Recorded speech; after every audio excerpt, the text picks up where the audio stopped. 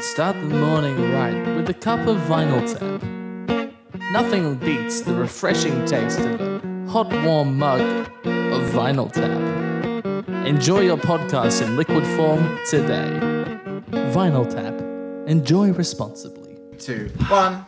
Vinyl Tap. I'm Tim. I'm Tim. I'm Tim. And I am also Tim. We just listened to American Idiot by the American rock band Green Day.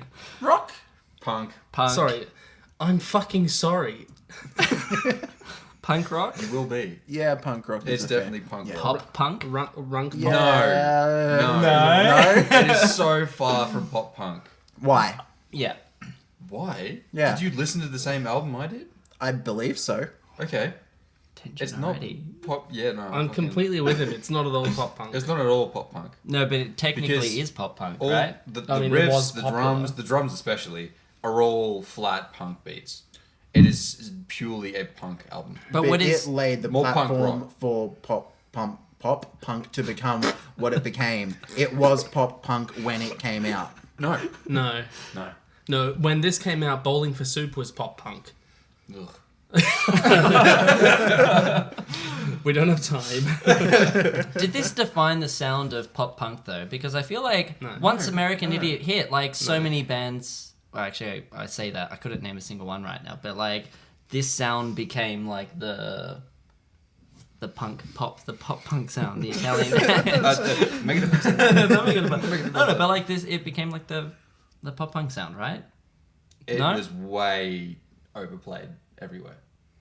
This And that's album or like- pop punk? No, the album. It was so successful. It was too successful for me on a personal level, just because like everybody picked it up, and for me, like the whole ideology of like punk and punk rock is like anti-establishment and like not being mainstream, and that's kind of like an elitist sort of like. And then it became mainstream. Yeah.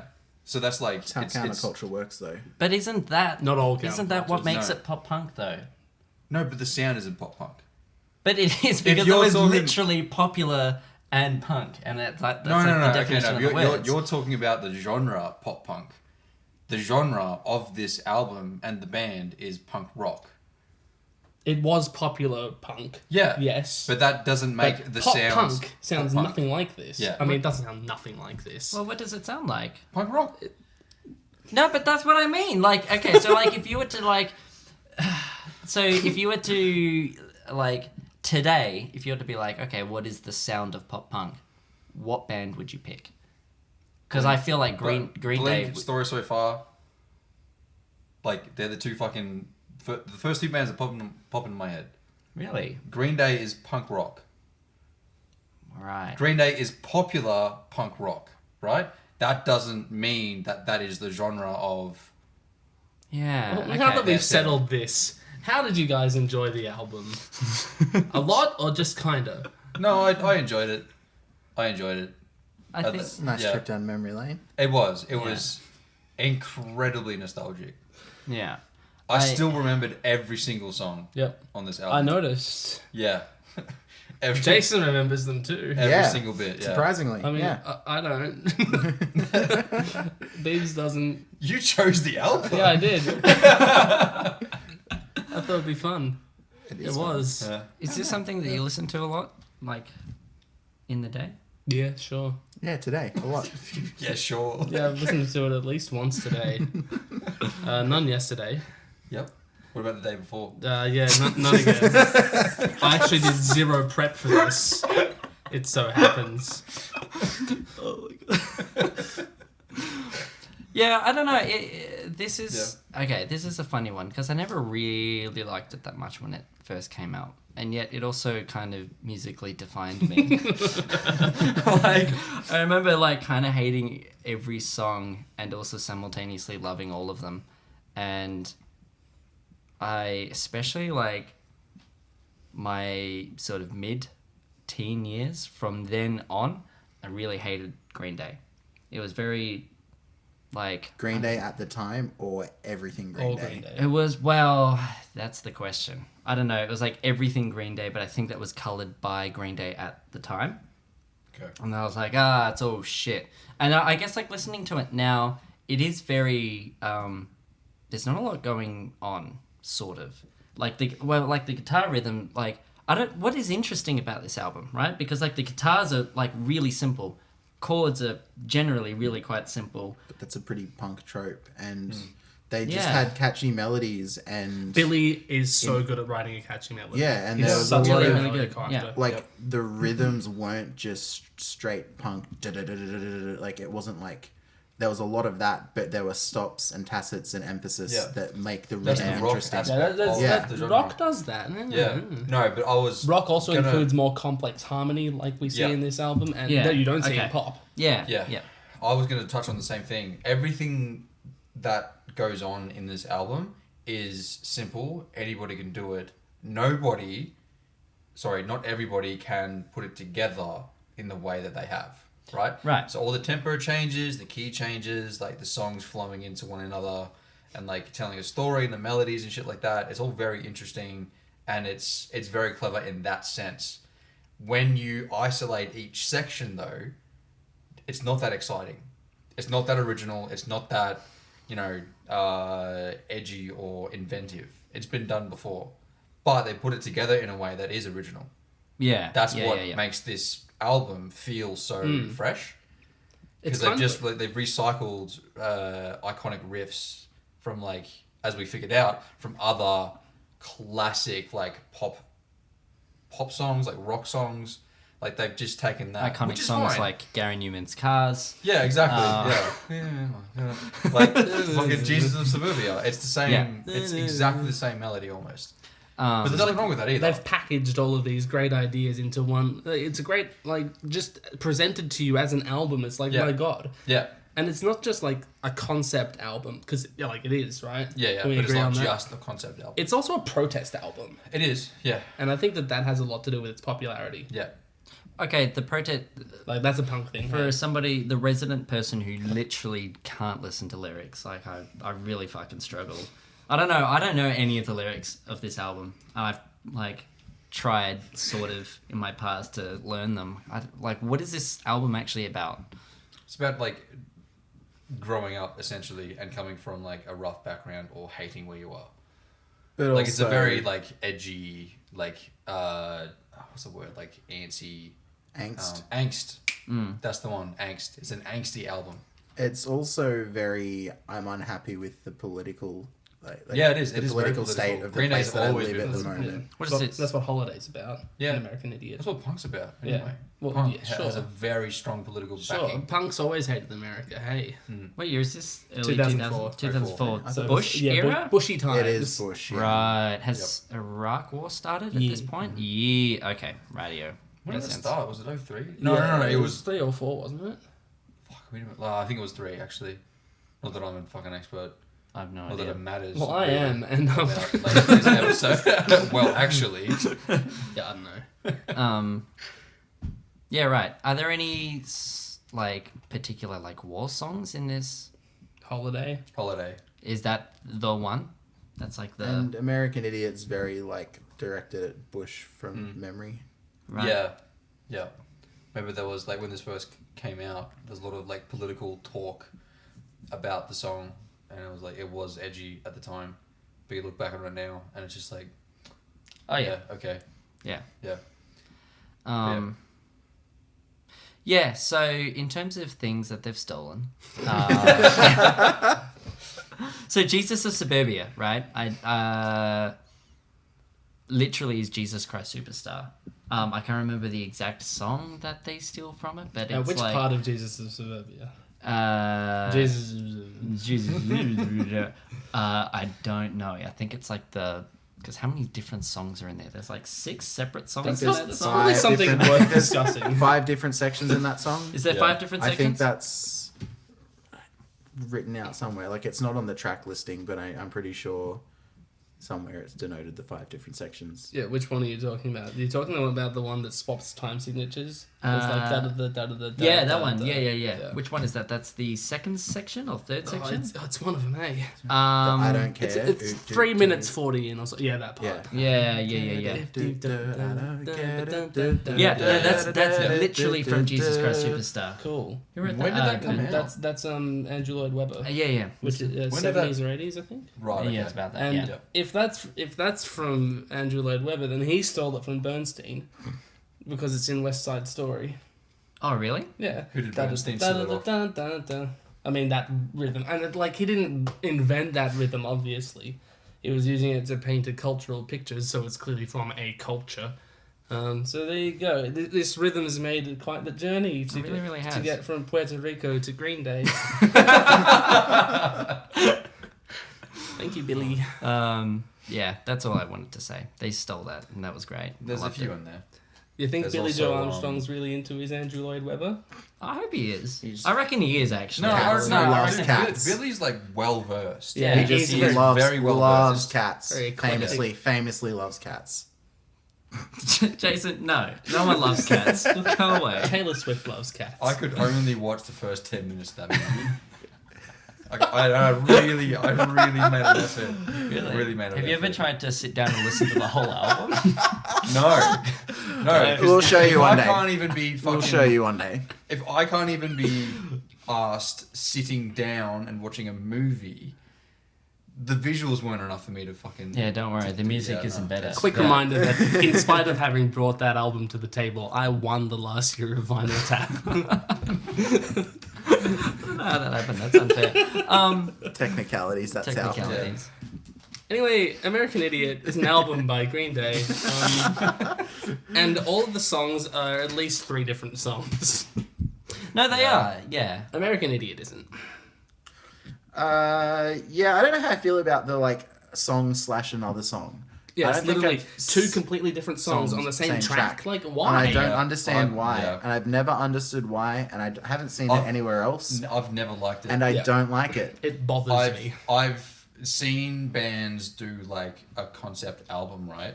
But they don't double up on tracks in a single track on the album. They separate them into, so instead of having this is like 9. 10 Nine. songs, but there's really 20 songs on the album. Yeah. But I've seen bands do the whole concept album where they have a song bleed into another song and it continues the story. Yeah. But each song is a different track. Well, I mean, I like even something like Dream Theater, Yeah. where they have a song that can go for 20 minutes, it's broken down into parts. Yeah. Yeah. It's still acknowledged Rush as did that. the same song, but Yep. separate sections Oh, of the Rush did same that. song. Yeah. And, And then- even that kind of happens here in Jesus of Suburbia. Yeah, it's So- kind of a proggy song. Yeah. It goes in a lot of different places, and it doesn't quite Are come you back. talking about proggy in the sense of Progressing how through aggressive? new sections. Okay, It right. is definitely more Yeah. musical theatre than prog rock or anything. Actually, that's not a bad summary of the album. It really is theatre. It's a theatrical. They made a I theatre was show. going to say, there's out a of reason it. a theatre Yeah, show like- came out of it because Yeah. it made sense. Yeah. But yeah, I really actively dislike the 2 songs on one track. Especially the one that really is egregious for me is Extraordinary Girl into Letterbomb. It literally stops. It's the exact same as having Yeah. them on separate tracks. Like, why? Yeah. Why Why are they combine them? sharing a number? So, okay, Because there was a stipulation to only have 9 tracks on the album. The record Well, studio. okay. So like, Billy? just to posit this argument, right? You could have 20 tracks on the one album, but then that makes you distinctly just like every other punk band, right? Like a lot of punk bands from the late 90s, mid 90s, and I don't know about the early 2000s at this stage, but Well, punk was dying. punk is dying. At this point, punk was dead. Right, Okay. and I can think of mid 90s AFI, they have that what's that album, How I or whatever it is, but they've got 15, 16 tracks, and they're all really short, and there's just a fuckload of them. Yeah. And most bands are doing that. So combining all of your tracks into a single thing is I don't know, is that trying to differentiate yourself and turn yourself into more of a rock genre? I don't know. They Sure. they fit the amount of rock songs. Like 13 is what's here, if you take away the slashes. And that's like a typical rock album is 12, 13. Yeah. Really? Yeah. Yep. Oh. Something like that. The older rock albums had like 18 and 20, something like that. But I don't know. I think the double up of songs on tracks is done on purpose because like obviously there's I mean, it wasn't a fucking Stories. accident, was it? no. Oh, Obviously, whoops! no. We don't have enough lines on the cover design, so we're just gonna squash them Yeah, together. fuck it. It'll make it work. Yeah. Yeah. Fix it in post. Yeah. No, but I don't know. It's Holiday and Like- Boulevard of like Broken Dreams. Those two work really, really well together. they do. That one actually does lead directly Yeah. into Yeah. so Yeah. that's fine. Mm-hmm. You can do that. And the one that comes before St. Jimmy's. Are we the waiting? Are We the Waiting Waiting. and St. Jimmy's, I feel like, are also a really good, strong combo Yeah. that goes straight into each other. And then the rest, it was like, Why are these the same? Yeah. It was. Letterbomb, as I say, in particular, it changes key. You know, between Extraordinary Girl and Letterbomb. are they connected in any way when it changes key? I mean, no, kind of not. No, She's a Rebel as well, coming from Give Me Novacaine. That's a key Yeah, change, yeah. and I don't see the relevance. So there's no like 5-1 or any kind of connection like that. She's It's a just- Rebel, no. Letterbomb, maybe, I can't remember. No, Letterbomb's one where it stops and then starts Oh, again. and then just starts again. Yeah, right. The only thing I could think of that we haven't discussed, I don't know all the lyrics to these songs and the story, but maybe thematically it would make sense to have them paired together for some reason. That's you what I can was accomplish the touching on same thing just before. by putting them in the order, though. Yeah, that's You what, can that's what I was achieve putting that, before but- because like I was going to touch on that. These songs are obviously put together because they're trying to tell a story, right? So each of these splits on these tracks are separate chapters of the same story. They are somehow connected together. It's not obviously clear what it is, but Right. if they were to be split on two separate tracks, they could be very easily just disconnected from each other and listened to on the basis of just being a separate song. Does that I mean think the whole entire album was meant to be, this is a story, this is how it's meant to be listened to. Which I can respect and I understand. I still don't like it though. That's putting Boulevard of Broken Dreams in a completely new context for me because Yeah. Holiday comes before it. So now I'm thinking of it as the journey of depression for a war veteran returning home. Yes. That's fucking interesting. Oh, Yeah. that was always the Story, wasn't it? Because I'm such a selfish, angsty teenager, at the time I was like, yeah, man, me too. And it's like, I mean, I didn't go to fucking Iraq, did I? Look, that intro into Boulevard of Broken Dreams. So the way that they treat some of the effects, because there's not a lot going on, but there's like a like a reverse delay to get that effect. Oh, we haven't talked about production yet at all. No, that's where I'm going to lead into, right? The production is good. So, but that's actually one of my just It is favorite. something reverse, but I don't know what it is. I think it's would like assume I'm pretty sure it's a delay. delay and it's like a reverse delay. So you get that really rhythmic sort of, I guess beat, which is so cool. It's in tempo. It's Yeah. in tempo, yeah, and it's such a nice, like, they do this all throughout the album where they transition from, like, really thick, heavy punk texture to something that's really pared back, and they go to their acoustics really well, and, like, this is the first time it happens in the album, and it's still sort of, like, having that heavy, distorted guitar with that kind of, like, effect, giving you that rhythm as a bass is a really nice way to introduce the idea of acoustic instruments in the album, but still connecting it as a whole. And I've always really loved that. It's like a peak fucking music moment. Nice. Okay. I'm down. And the mix? Mix is great. Cymbals, Fine. not washy. Because you can't hear the exact moment that somebody articulated the thought that they were going to hit the cymbal to the very moment that it finishes in both time and space. Like, No, you're not a fan of the mix? No, the mix is fine. Like, You should it's leave the fine. fucking They podcast. shut the fuck up for a second. No, like the vocals have been brought to the front. The vocals have been brought to the front a lot. But with that being said, you still are able to make out everything going on. Like, it's a very clean mix. Even for punk, it's got that grunge and that dirty sort of aspect to it, but you can still make out each section and what they're doing. But, I mean, this is back in 2004. So the mixes that I love now sound nothing like this. But for the time, for the genre, for the album, the mix is very fucking good. Do you like it now, though? Like, listening to, like, with the context of today's ears, do you like it? I think I do, actually. I think I do like it today. But had this have been recorded in 2020, 2021, like this year, it would sound very fucking different. Why, though? There wouldn't be enough bass in it. How would it... Yeah. Straight up, there wouldn't be enough bass in it. Because like I didn't think of bass once listening to this album. I did. Really? It fits in really well, but it's not like slapping you in the face. it's like not. bass It's a very does today. subtle No, but layer in all the songs. It shouldn't slap you in the face, though. Like, the But way that that's what this bass- is but song... no, but that's what I'm saying. It doesn't, which is good. Yeah. Whereas if it was recorded today, it would be produced be to in slap there. you in the face. Yeah. Because it's there enough Right. that you don't necessarily, like, it doesn't stick out. It blends in really well, which is typical of, like, the time period. If you were to do this album now, would you just go completely It would unnoticed be because a of... very, for me, it would be very fucking fat with a PH. Similar to what the Story So Far's album Is the pH on the fucking or the fat? Both. The fat. Incredible. Yeah, Well, fucking it's- with two it's- C's. Yeah. So, like... But, like, so if you recorded this album now and it sounded exactly the same, it was released today Yeah. It wouldn't have the same impact. because of... Well, political context, but as well as the mix as well. wouldn't Really? You fit in. think the mix would actually make... I don't that think it's big a of bad difference? mix, but I don't Yeah. think it fits in with the trends of what's happening at the moment. It's not a popular... Also, We haven't today. spoken about Also- hyperpop yet. We'll get to Also, hyperpop. everyone's already over Green Day.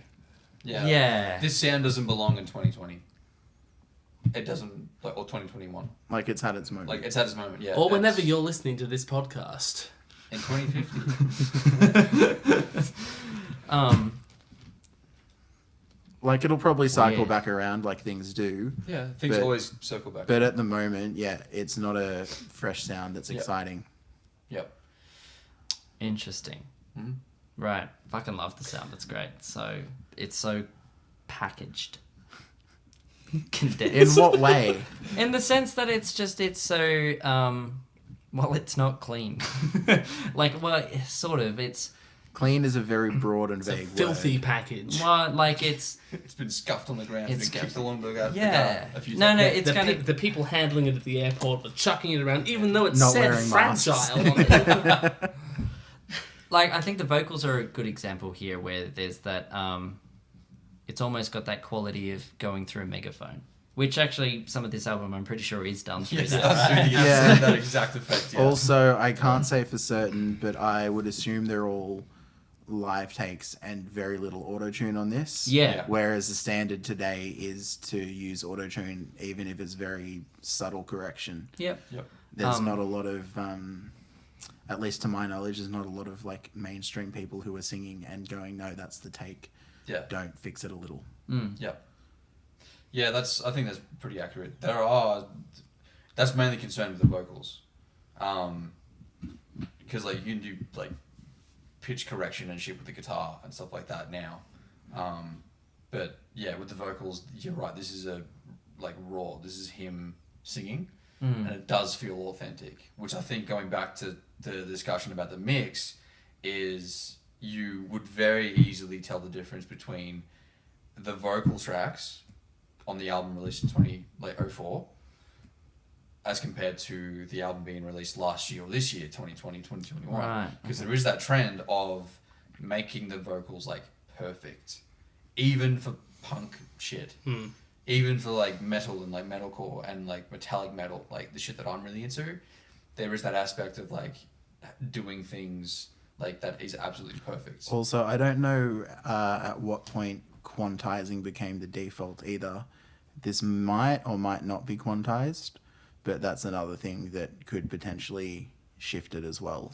because at the moment the default is everything to be quantized, whereas Quantized being everything on the beat to a click track, and like if it's even slightly off in the take, it can be fixed and pushed so that it's right. So on the things beat get like and slightly perfect. like if I was a little bit off time with my rhythm, just for a slight like a bar or two, they would just shift. it can be shifted right on. so that it's Yeah. like perfect in time. There's Yep. no margin for error is not the right way of saying it, but like it's we've got the technology, we can make it perfect, and it doesn't necessarily sound bad or wrong, but it does like color it in a certain way. Yeah, because there's back in the day, if you were, for example, like speaking on a level that I'm like very like close to, if you're a drummer and you can't play to a click, the producer can make it work, where that should not be the case.